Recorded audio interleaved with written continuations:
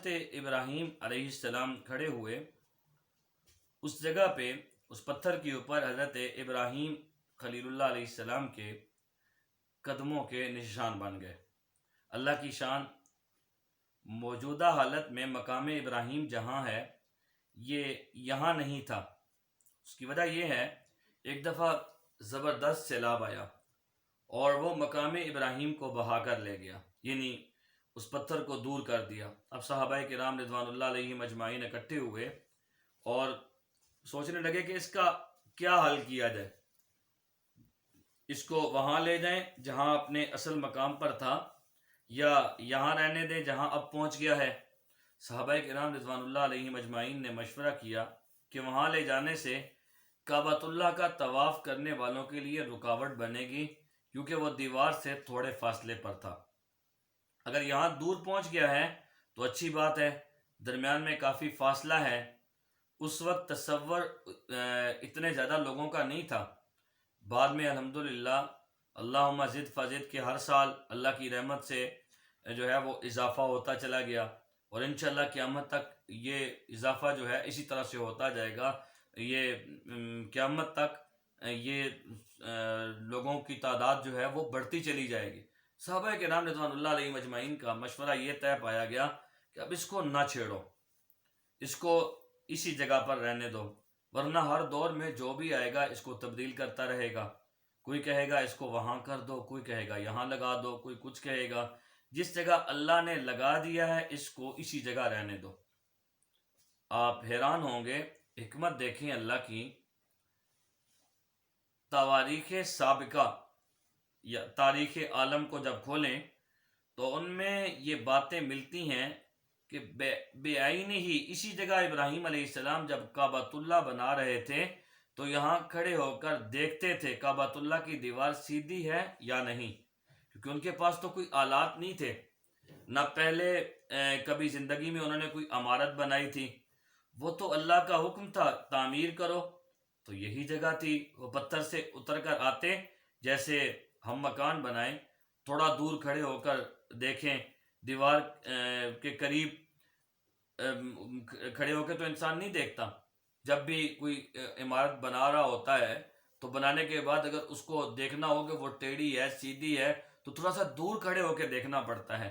تو حضرت ابراہیم علیہ السلام جو ہے وہ تھوڑا دور کھڑے ہو کے اس کو دیکھتے کہ دیوار ٹھیک ہے، بہتر ہے، ٹھیک نہیں ہے تو کوئی پتھر آگے تو نہیں، کوئی پیچھے تو نہیں۔ تو اللہ کو بھی یہی جگہ منظور تھی، سیلاب بھی آیا تو پتھر کو اسی جگہ لے آیا، ورنہ وہ چاہتا تو اس پتھر کو دور لے جاتا۔ اللہ رب العالمین کی شان ہے کہ وہ دونوں جو جگہ تھیں وہ مقام ابراہیم بن گئے۔ اور اللہ رب العالمین نے قرآن میں فرمایا وَاتَّخِذُوا مِن مَّقَامِ إِبْرَاهِيمَ مُصَلًّى، بناؤ ابراہیم علیہ السلام کے کھڑے ہونے کی جگہ کو مصلی، یعنی نماز کی جگہ۔ ایک تو اس سے مراد وہ پتھر تھا، اور ایک اس سے مراد وہ مقام ہے جہاں کھڑے ہو کر دیکھا کرتے تھے۔ اللہ نے اس جگہ کو بھی اتنی بڑی عظمت بخشی، اتنی بڑی شان بخشی کہ وہ قیامت تک کے لیے قرآن میں آیا مصلی، مصلی خلیل، مصلی حبیب سیدنا محمد الرسول اللہ صلی اللہ علیہ وسلم بن گیا۔ مصلی خلیل مصلی حبیب بن گیا صلی اللہ علیہ وسلم۔ اب سیدنا ابراہیم علیہ السلام نے کعبہ بنایا، اللہ نے ندا کا حکم دیا، کعبہ بن گیا ہے، لوگوں کو جمع کے لیے پکارو۔ اور اس ندا میں بھی کئی اقوال ہیں۔ بعض علماء فرماتے ہیں کہ اسی پتھر پر کھڑے ہو کے ابراہیم علیہ السلام نے ندا دی، آواز دی۔ بعض علماء فرماتے ہیں کہ قریب جو پہاڑ تھا اس پہ کھڑے ہو کے حضرت ابراہیم علیہ السلام نے ندا دی۔ اب اس پہ محلات ہیں۔ اللہ کی شان ہے، کعبۃ اللہ دنیا میں سب سے پہلا گھر، اور یہ جو پہاڑ جس کے اوپر کھڑے ہو کے حضرت ابراہیم علیہ السلام نے ندا دی تھی، یہ دنیا کے پہاڑوں میں پہلا پہاڑ ہے جو زمین پر رکھا گیا۔ ایک روایت میں یہ بھی آتا ہے کہ حضرت ابراہیم علیہ السلام نے عرفات میں جا کر عرفات کی پہاڑی پر کھڑے ہو کر ندا دی، اور ایک روایت یہ بھی ملتی ہے کہ وہاں سے اللہ نے ان کی ندا کو پوری دنیا میں، پوری کائنات میں پہنچا دیا۔ اللہ اکبر۔ اب حضرت ابراہیم علیہ السلام تشریف لے گئے، حضرت اسماعیل علیہ السلام وہیں رہے، حضرت اسماعیل علیہ السلام کی شادیاں ہوئیں اور اس طریقے سے اللہ رب العالمین نے اس سرزمین کو آباد کیا. اس پورے علاقے میں ماں سوائے توحید کے اور کوئی دین نہیں تھا، یعنی سب لوگ ملت ابراہیم پر تھے، کوئی بے دینی نہیں تھی اور کوئی وہاں اس وقت مشرک نہیں تھا، کیونکہ ان علاقوں کو تو دین ملا ان کی وجہ سے. یہی تو وجہ تھی کہ ہر آدمی یہ کہتا تھا کہ میں ملت ابراہیم پر ہوں. نصرانیوں کا دعویٰ کہ ہم ملت ابراہیم پر ہیں، مشرکین مکہ کا دعویٰ کہ ہم ملت ابراہیم پر ہیں. اللہ رب العالمین نے فرمایا ما کان ابراہیم یہودیا ولا نصرانیا ولکن کان حنیفا مسلما وما کان من المشرکین. اللہ نے فرمایا ابراہیم علیہ السلام نہ تو یہودیت پر تھے نہ نصرانیت پر تھے، وہ تو دین اسلام دین حق پر چلنے والے تھے، نہ کہ وہ مشرکوں میں سے تھے. یہ سارا دین توحید تھا. سب سے پہلے عمر بن لہی ایک شخص تھا، وہ مکے کا سردار تھا اور بہت بڑا سردار تھا. اس کی بات قبائل میں اور مکہ کے گرد و نواح میں ایسے مانی جاتی تھی کہ اس کی بات ٹالنے کا تصور تک نہیں تھا. عمر بن لہی وہ آدمی ہے جو حاجیوں کی بڑی خدمت کرتا، ان کو زمزم پلاتا، اور صرف زمزم ہی نہیں بلکہ اس میں شہد ملا کر حاجیوں کو پلایا کرتا تھا. یہ عمر بن لہی شام کے علاقے میں گیا تجارت کے لیے. وہاں ایک قوم تھی، قوم عمالقہ. اس نے اس قوم کو دیکھا، عمالقہ کو. ان کے پاس بت بھی اور بتوں کی مختلف شکلیں، کوئی مردوں کی کوئی عورتوں کی، مختلف قسم کے خوبصورت بت انہوں نے بنائے ہوئے، کوئی چاندی کے، کوئی سونے کے، کوئی لکڑی کے، کوئی مٹی کے. اس نے ان سے پوچھا وہ یہ کیا ہے؟ تو عمالقہ نے کہا یہ ہمارے خدا ہیں، الہ ہیں. اصل تو خدا وہی ہے اللہ رب العالمین بڑا، لیکن اس کو تو ہم دیکھ نہیں سکتے، نہ اس سے ہم بات کر سکتے ہیں. آدمی کا کم از کم مرکز محبت، مرکز نظر، مرکز توجہ ایسا تو ہو جو ہمیں نظر آئے.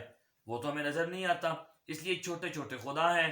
جب مشکل وقت آتا ہے ہم پہ، ہم آ کے ان کو پوچھتے ہیں، ان کی عبادت کرتے ہیں، اور پھر ان کی عبادت کی وجہ سے اور ان کی عبادت سے جن کی تصویریں ہیں پھر وہ ہم سے خوش ہوتے ہیں.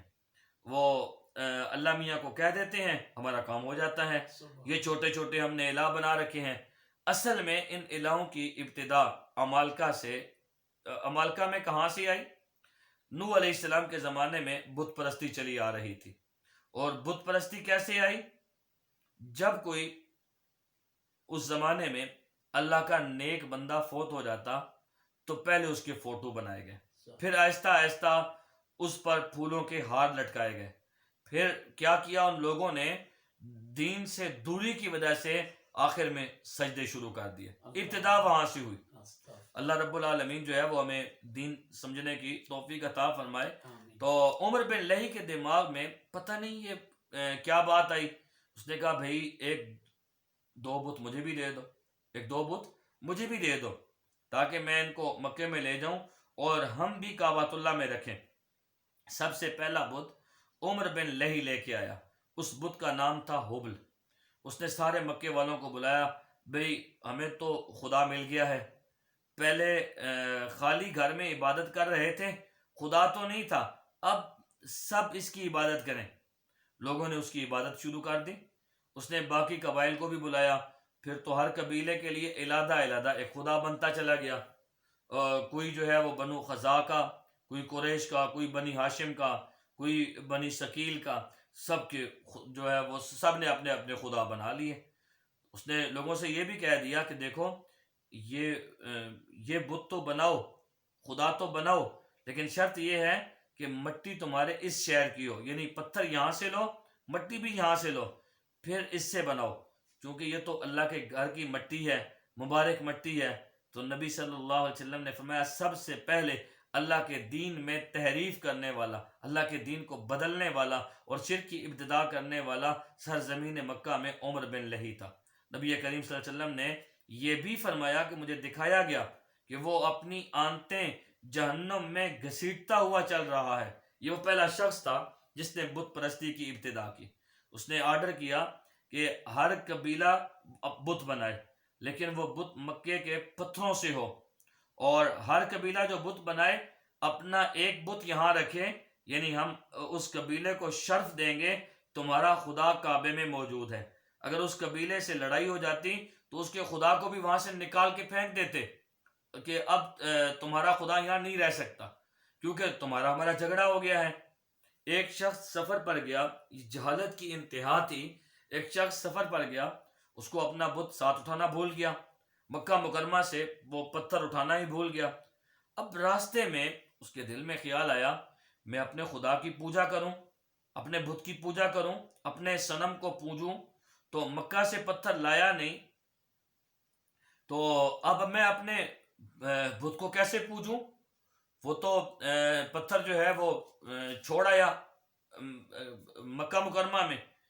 اب اس بندے کو سوچ آئی کہ دل میں کہ یار کیا کروں، تو سوچتے سوچتے پھر اس نے فیصلہ کیا کہ میرے پاس جو کھجوریں ہیں، تو سفر میں کوئی اور خوراک تو ہوا نہیں کرتی تھی، لوگ اس زمانے میں زیادہ سفر جب طویل ہوتے تھے، لمبے سفر ہوتے تھے، تو اپنے پاس کھانے کے لیے کھجوریں رکھا کرتے تھے۔ تو اس نے کیا کیا کہ اس نے کہا کہ سفر میں کوئی اور خوراک نہیں ہوتی تھی، کھجوروں سے اس نے اپنا معبود بنا لیا، کھجوروں سے اس نے اندر سے گٹھلیاں نکال لی، کھجوروں کو معجون کی شکل دے کر اس نے اس کا بت بنایا، پھر اس کی پوجا شروع کر دی، اس کی عبادت کرتا رہا۔ لیکن جب بعد میں بھوک لگی تو پھر کیا ہوا، وہ جس کو اپنا خدا بنایا تھا نا اپنے ہاتھوں سے، اس کو پھر اس نے خود کھانا شروع کر دیا۔ کہتا ہے میرے پاس اور کوئی حل نہیں تھا، جب سفر میں مجھے بھوک نے ستایا تو میں نے کہا یار اب میں کیا کروں، وہ جو کھجوریں تھیں ان کا تو بت بنا لیا، اب کیا کروں؟ اب اس نے کیا کیا، پہلے خدا کی ایک ٹانگ توڑی، پھر دوسری توڑی، پھر ہاتھ توڑا، پھر دوسرا ہاتھ توڑا، پھر ناک، پھر کان، بس کرتے کرتے وہ سارے کا سارا بت جو اس نے کھجوروں کا بنایا تھا وہ سارے کا سارا خود کھا گیا۔ وہ اسی لیے حالی نے کہا تھا، اس کا ایک بڑا پیارا شعر ہے، کہتے ہیں کھڑے ہیں کھڑے ہیں پڑے ہیں پڑے ہیں، جو مانو تو بندے خدا سے بڑے ہیں۔ تو یہ فطرت انسانی ہے، جب وہ بھٹکتی ہے تو پھر ایسی حرکتیں کرتی ہے۔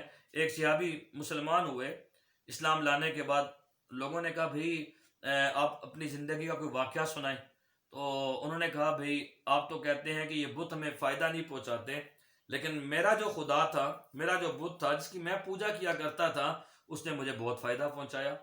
صحابہ کرام رضوان اللہ عنہم اجمعین بڑے حیران ہوئے کہ بت کیسے فائدہ پہنچاتا ہے؟ انہوں نے پوچھا کہ وہ کیسے بھئی آپ کو اس نے فائدہ پہنچایا؟ تو وہ کہنے لگا میں ایک دفعہ سفر پر گیا، صحرا کا سفر تھا، میں اپنے بت کو چھوڑ کر چلا گیا، واپس آیا تو دیکھا ایک صحرا کی لومڑی کھڑی ہے اور میرے اس بت پر پیشاب کر رہی ہے۔ میں نے کہا یہ خدا ہو سکتا ہے جس پر لومڑی آ کر پیشاب کرے؟ میں نے اسی وقت اس کو پھینک دیا اور دل میں اسلام داخل ہو گیا۔ اللہ رب العالمین کے دین کے علاوہ یہ محض ہمارے تخیلات ہیں، فسادات ہیں۔ تو انہوں نے کہا کہ مجھے ایسے بت نے جو ہے وہ فائدہ دیا کہ جب اس کے اوپر لومڑی پیشاب کر رہی تھی تو میرے دل میں جا کے یہ بات لگی کہ یہ کیسے خدا ہو سکتا ہے کہ جس کے اوپر آ کے لومڑی جو ہے وہ پیشاب کرے۔ عرب میں یہاں سے بت پرستی شروع ہوئی، آہستہ آہستہ شرک کی جڑیں پھیلتی چلی گئیں۔ یہود و نصارہ بھی مدینہ منورہ کے رہنے والے نہیں تھے، ان کا اصل وطن شام تھا، وہ وہاں سے آ کر مدینہ منورہ میں آباد ہو گئے۔ اس وقت مدینہ منورہ کو یثرب کہا جاتا تھا، اور اس کا نام مدینہ منورہ اس وقت نہیں تھا۔ ان آباد ہونے والوں کے کئی قبائل تھے، کئی قبیلے تھے ان کے، بنو نزیر، بنو قریظہ، بنو قینقاع، یہ ان کے قبیلے تھے۔ اسی طرح یمن سے کچھ لوگ آئے۔ ربیع بن نصر یمن کا ایک آدمی تھا، اس نے خواب دیکھا کہ بعض گھٹیا قسم کے لوگ، گھٹیا قوم کے لوگ جو ہے وہ یمن پر بادشاہی کریں گے۔ وہ ڈر کے مارے اپنے خاندان کو لے کر وہاں سے نکلا اور پھر ہیرا میں جا کر آباد ہوا۔ یہ ہیرا عراق کے اندر ایک جگہ کا نام ہے۔ پھر اس کے ہاں ایک لڑکا پیدا ہوا جس کا نام سنان بن اسد رکھا۔ سنان بن اسد جس آدمی کا لقب تھا تبا، یہ اس کا بیٹا تھا۔ پھر یہ بہت بڑا بادشاہ بنا، اس نے بہت جنگیں کی، بہت لڑائیاں لڑیں، مدینہ منورہ میں پہنچا۔ جب مدینہ منورہ سے آگے چلا گیا، اس نے اپنے ایک بیٹے کو یثرب کے مقام پر چھوڑ دیا کہ تم یہاں رہو، سنا ہے یہاں علماء رہتے ہیں، اہل کتاب ہے، ان سے کچھ استفادہ کرو۔ عرصہ کے بعد اس کے بیٹے کو مدینہ میں کسی نے قتل کر دیا۔ اس کو جب اطلاع ملی کہ تمہارا بیٹا قتل ہو گیا ہے تو اس نے آ کے چڑھائی کی اور جنگ لڑی. اللہ کی شان دیکھیں کہ دنیا کی تاریخ میں یہ نرالی جنگ تھی. مدینہ کے لوگ بادشاہ طبہ جو تھا اس کی فوجوں سے اور یمن کی فوجوں سے سارا دن لڑائی لڑتے. جب شام ہوتی تو ان کے لیے کھانا بھجواتے مدینہ منورہ کے جو لوگ تھے اور کہتے لڑائی اپنی جگہ، یہ مہمان ہیں یمن سے چل کر آئے ہیں مدینہ منورہ تو کھانا تو دینا ہے. دن میں لڑائی اور شام کو میزبانی. وہ حیران تھے یہ کیسی قوم ہے. ایک دن علماء یہود نے پوچھا کہ دیکھو تم چاہتے کیا ہو. اس نے کہا میرے بیٹے کو انہوں نے قتل کیا ہے. اور انہوں نے آگے سے جواب دیا کہ تم نے تو اس کے بدلے میں کتنے قتل کر دیے ہیں، تمہارا تو ایک بیٹا قتل ہوا ہے اور تم نے کتنے قتل کر دیے ہیں. اس نے کہا میں یثرب کو مٹا دوں گا، میں اس شہر کا نام و نشان نہیں چھوڑوں گا. انہوں نے اس کو جواب دیا، انہوں نے کہا یہ یاد رکھو یہ وہ جگہ نہیں جس کو تم مٹا سکو، یہ وہ جگہ ہے جہاں اللہ کے نبی پیدا ہوں گے محمد صلی اللہ علیہ وآلہ وسلم، جن کی ہجرت کا یہ مقام ہے. اس کو تم نہیں مٹا سکتے، اس کا مٹانے کا خیال چھوڑ دو، تم خود مٹ جاؤ گے لیکن یہ مٹ نہیں سکتا. اب ان کے کہنے پہ لڑائی بند ہوئی. اس نے کہا اس طرح کرو تم میں سے 2 علماء یہود جو ہیں میرے ساتھ چلو کہ میرے ملک میں بھی جا کر دین کو پھیلاؤ.